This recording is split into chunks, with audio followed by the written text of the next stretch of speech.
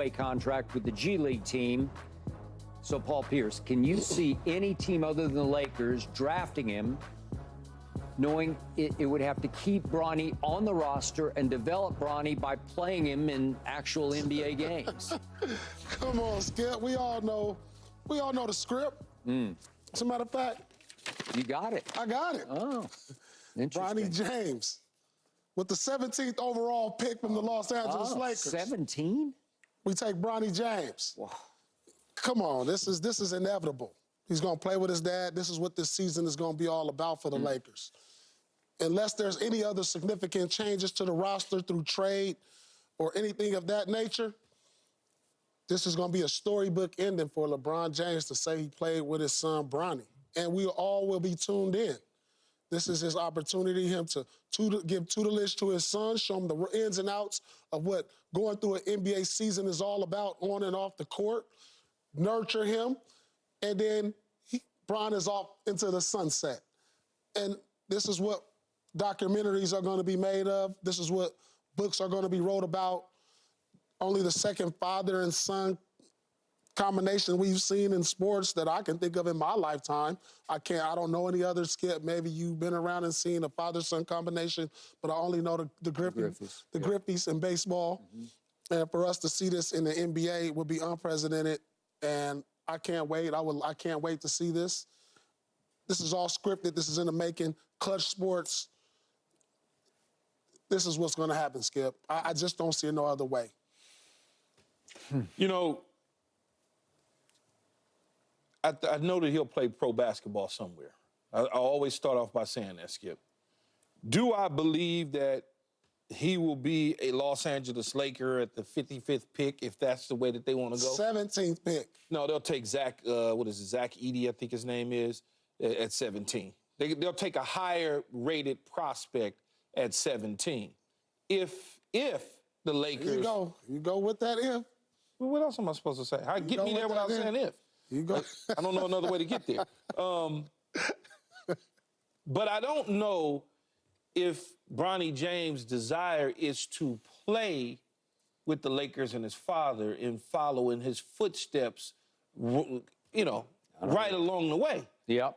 I mean, he has made comments saying maybe he doesn't want to But what I could envision, because Rich Paul, as his agent and representative, has gone on record to say he's not looking for any charity. He's not looking for a two-way contract because two-way contracts will not allow the individual players to develop at the level that they need to develop at.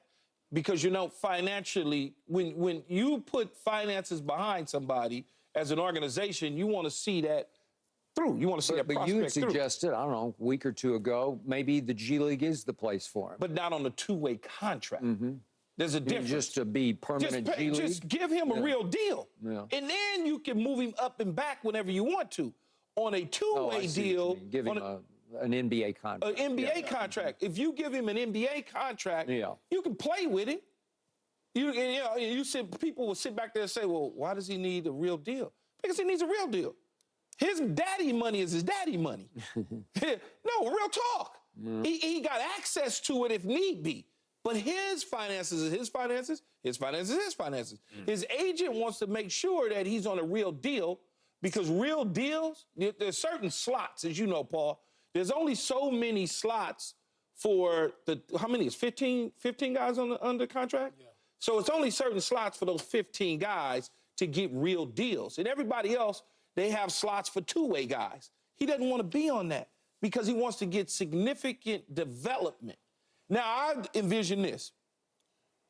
Him not playing with his father, some other team either selecting him in the second round or signing him as an undrafted free agent, giving him a real contract as an undrafted free agent, and if he doesn't develop or make the team or whatever the case is, then he would go and join the Lakers. That's the way I see it, because I don't know that LeBron, even though they probably don't really care, but I don't feel, based on what's been coming out of their camp recently, that they want to have that type of pressure applied to this young man by playing alongside his father and having to deal with just the whole only reason why.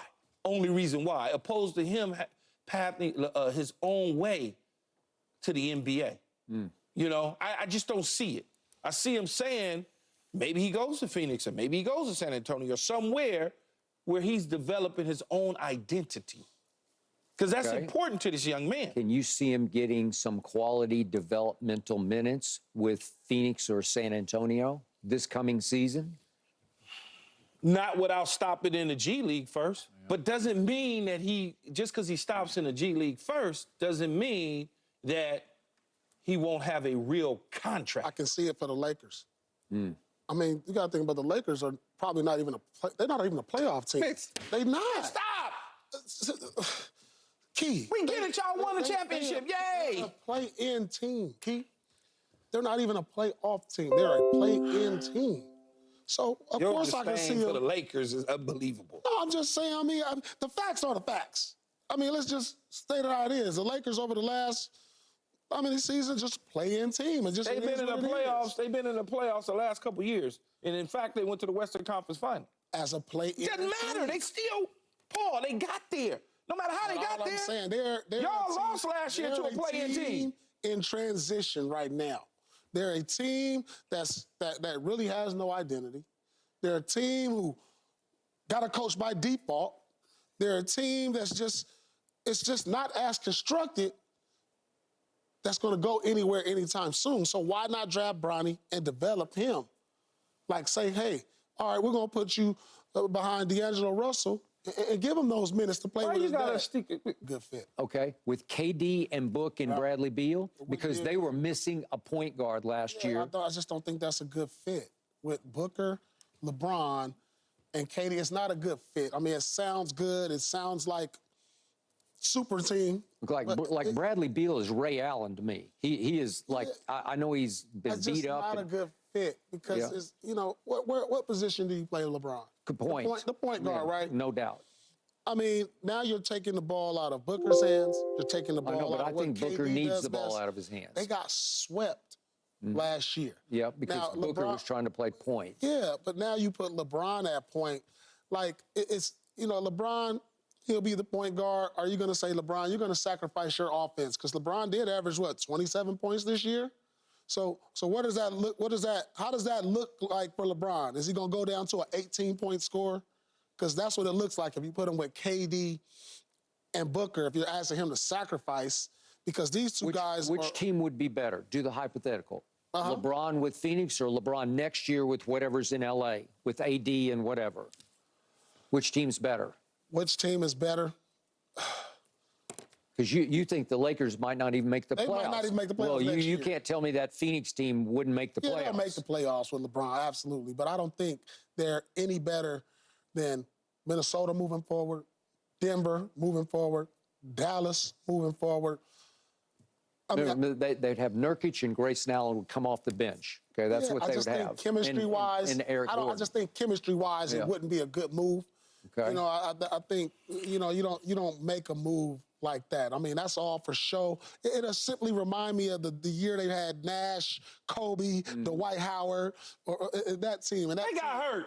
That team wasn't that good. Man, we got hurt. Who got hurt? Did get Steve hurt. Nash hurt his back. We got hurt. They also got old. Yeah, we got hurt. that team would be pretty old. It would be. Phoenix will be pretty old when you're trying to play against all these young teams. OKC, these young athletic teams. It just that team, I can't trust defensively. It sounds good on paper. I'm gonna fly down to New Orleans and put a hex on the Celtics. They don't win another championship for the next 60 years. You keep talking. You got to go to New Orleans to do that. Man, Because I don't know nobody here. It's a transition. We're in the transition. It ain't no damn transition. Man, be quiet, man. You just talking now. All right. Transition. Cowboys camp opens in 1 month from today. Will Dak Prescott get a new deal before or maybe during this training camp?